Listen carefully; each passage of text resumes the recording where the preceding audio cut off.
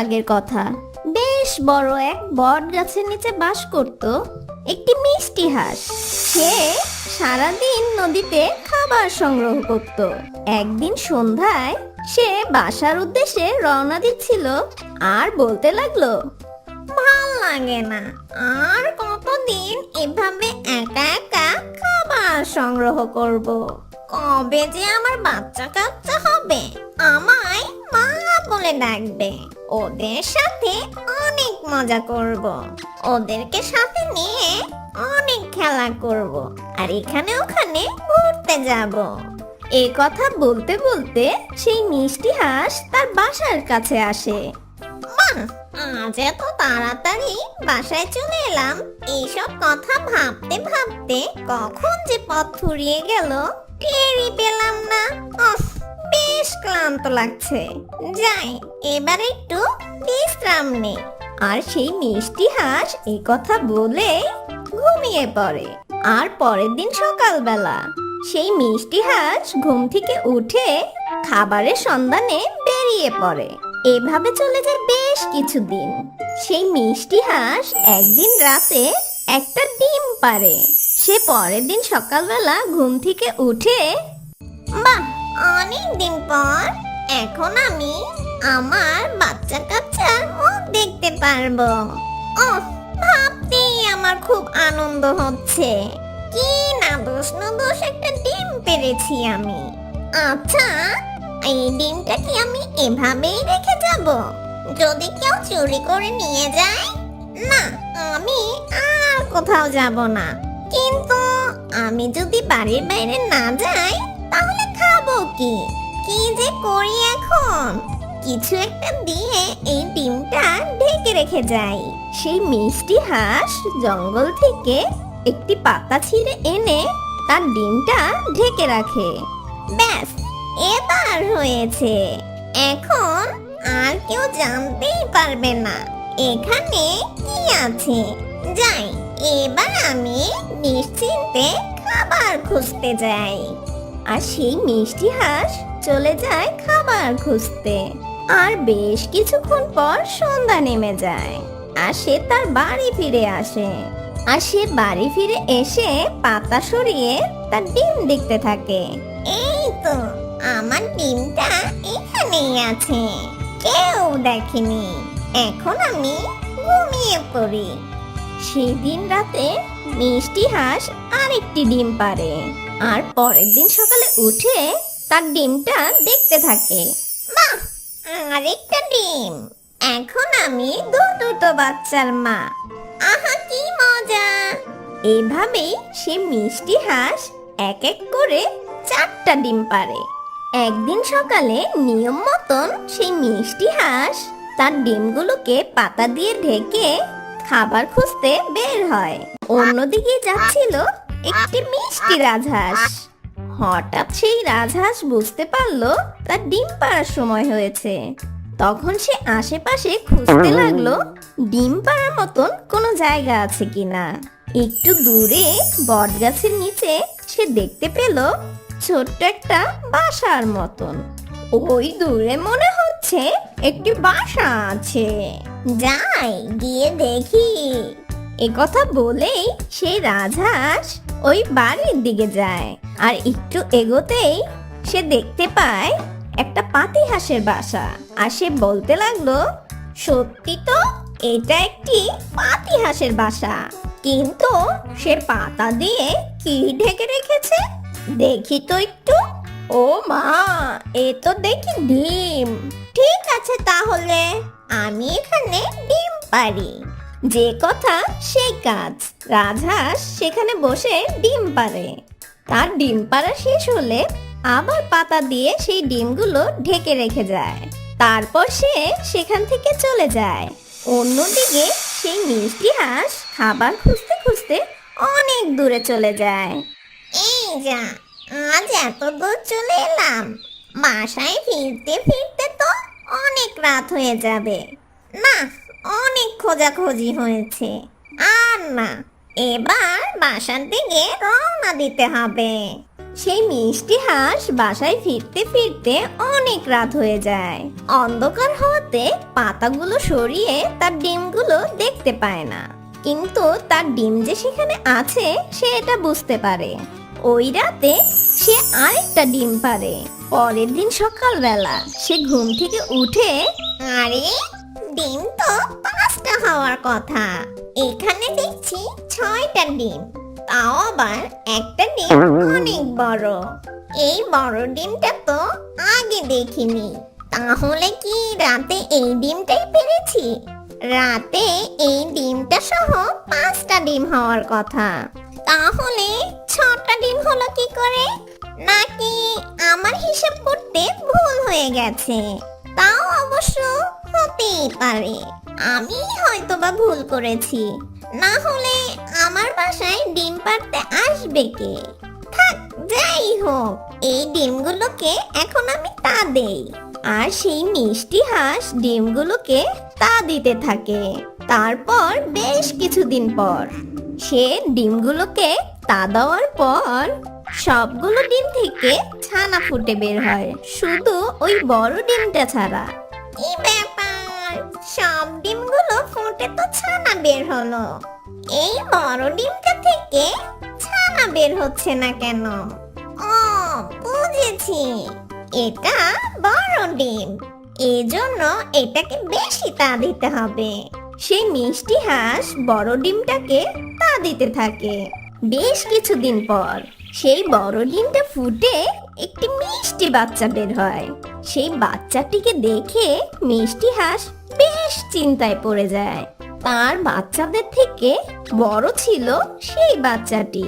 তার সব ছানা ছোট ছোট আর দেখতে ভারী মিষ্টি।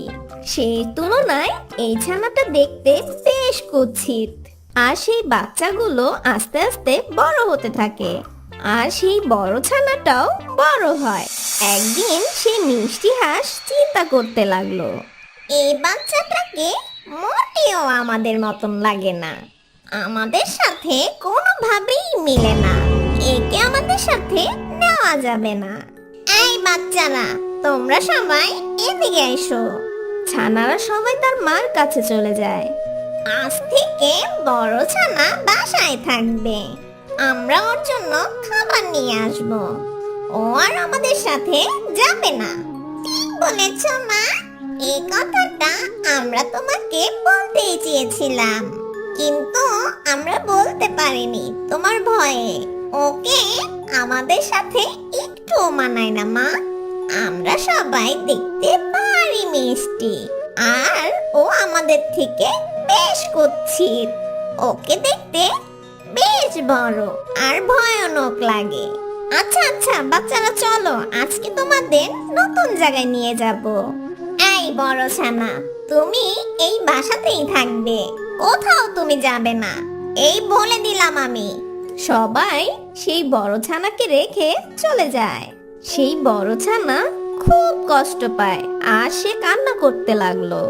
আমি দেখতে বড় আর উদ্ভট, এটাই কি আমার দোষ? সবাই কেন আমাকে এত ঘৃণা করে? আমাকে সবাই একা রেখে কেন চলে গেল? আমি যে বেশ ভয় পাই একা থাকতে। আর সেই মিষ্টি হাঁস তার বাচ্চাদের নিয়ে অনেক দূরে যায়, আর সেখানে সবাই খেলতে থাকে। দেখেছ সবাই, আজকে কি সুন্দর লাগছে এই পরিবেশটা। ওই কুচ্ছিত ছানাটা আমাদের মাঝে নেই বলে আমরা খুব মজা করতে পারছি। ও থাকলে আমি খুব ভয় পাই, ওকে দেখতে খুব ভয়ানক লাগে। মা মা, তুমি আমাদেরকে ওদিকে নিয়ে যাবে? বাবা শুনো, ওদিকে আমি কোনো সময় যাইনি, ওদিকে গেলে যদি বিপদ হয়। তাছাড়া আজকে অনেক রাত হয়ে গেছে, চলো আমরা কালকে আবার আসবো। ঠিক আছে বাচ্চারা? আচ্ছা মা, তাহলে আমরা কালকেই আসবো মা। মা মা, কিন্তু কালকে ওই কুচ্ছিত বিশ্রী বাচ্চাটাকে নিয়ে আসবে না মা? ঠিক আছে, চলো বাচ্চারা। আর সেই মিষ্টি হাঁস আর তার বাচ্চারা বাসায় চলে আসে। আর তারা বাসায় এসে দেখে সেই বড় বাচ্চাটি কান্না করছে। ওরে বাবা, তুমি খুব কষ্ট পেয়েছো না? আহারে, তোমার কত কষ্ট। মা, মা, আমার খুব ক্ষুধা পেয়েছে মা। এই যা, আমি তো ভুলেই গেছি। এই বাচ্চারা, তোমরা কেউ আমাকে মনে করে দিলে না কেন? এখন ওকে আমি কি খেতে দিব? আর এই পুরো রাতটা ওকে না খেয়ে থাকবে? মা, মা, একটা রাত কেউ না খেয়ে থাকলে মারা যাবে না। কাল সকালে আমরা ওর জন্য খাবার নিয়ে আসব। সেদিন খাবার না খেয়ে সেই বড় ছানাটি ঘুমিয়ে পড়ে। পরের দিন সকালবেলা সেই মিষ্টি হাঁস আর তার বাচ্চারা চলে যায় খাবার খুঁজতে। আর সেই বড় ছানাটি খিদের জ্বালা আর খুব অভিমান করে বাসা থেকে বেরিয়ে যায়। প্রবাহমান নদী বেয়ে চলতে চলতে অন্য একটা হাঁসের কাছে গিয়ে খাবার চায়। তারাও তাকে দূর দূর করে তাড়িয়ে দেয়। তারপর খিদের জ্বালায় বাধ্য হয়ে নিজের খাবার সে নিজে খুঁজে নেয়। এভাবে কেটে যায় তার দিন। আর দেখতে দেখতে সেই হাঁসের বাচ্চাটা অনেক বড় হয়ে যায়। হঠাৎ একদিন তার মায়ের কথা খুব মনে পড়ে। অনেক দিন হয়ে গেল মাকে দেখি না। আমার ভাই বোনদের সাথেও দেখা হয় না। যাই গিয়ে একটিবার তাদেরকে দেখে আসি। এখন আমি অনেক বড় হয়েছি। আমি দেখতে আর কুৎসিত নেই। তারা নিশ্চয় আমাকে দেখে আর ভয় পাবে না। আর আমাকে মা বকাবকিও করবে না। আর আমাকে বিশ্রী বলে বাড়ি থেকে তাড়িয়েও দিবে না। আর সেই বড় ছানাটি তার মায়ের খোঁজে বেরিয়ে পড়ে। পথ চলতে চলতে বেশ কিছুক্ষণ পর তার মায়ের বাসায় এসে পৌঁছায়।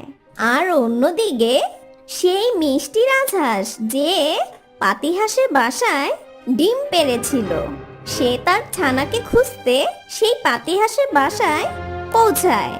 রাজহাঁসকে দেখে সেই মিষ্টি হাঁস বলে, আরে রাজহাঁস বোন, আপনি আমার বাসায়?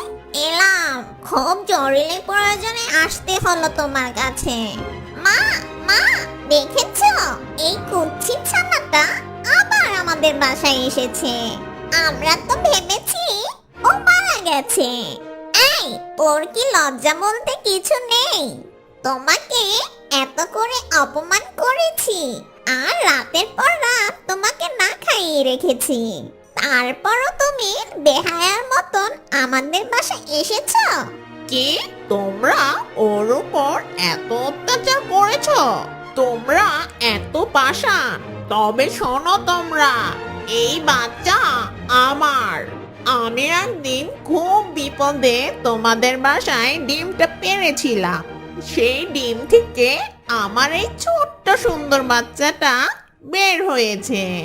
তাকে তোমরা এত কষ্ট দিয়েছো আর এত অত্যাচার করেছো, আমার ভাবতেই অবাক লাগছে। এই নিষ্পাপী মাসুম বাচ্চাকে কেউ এভাবে অত্যাচার করে? রাজহাঁস বোন, আমার অনেক ভুল হয়ে গেছে। তুমি আমাকে মাফ করে দাও। আর আমার এই ছোট্ট বাচ্চারা বুঝতে পারেনি। কোনোদিনও না। তোমাদের মতন এই পাতিহাঁসদের আমি কোনোদিনও মাফ করতে পারবো না। তোমরা এখনই এই জঙ্গল ছেড়ে বেরিয়ে যাও। তারপর সেই মিষ্টি পাতিহাঁস আর তার ছানারা সেখান থেকে চলে যায়। আর রাজহাঁস বেশ খুশিতে তার বাচ্চাটাকে নিয়ে তার বাড়ি চলে যায়।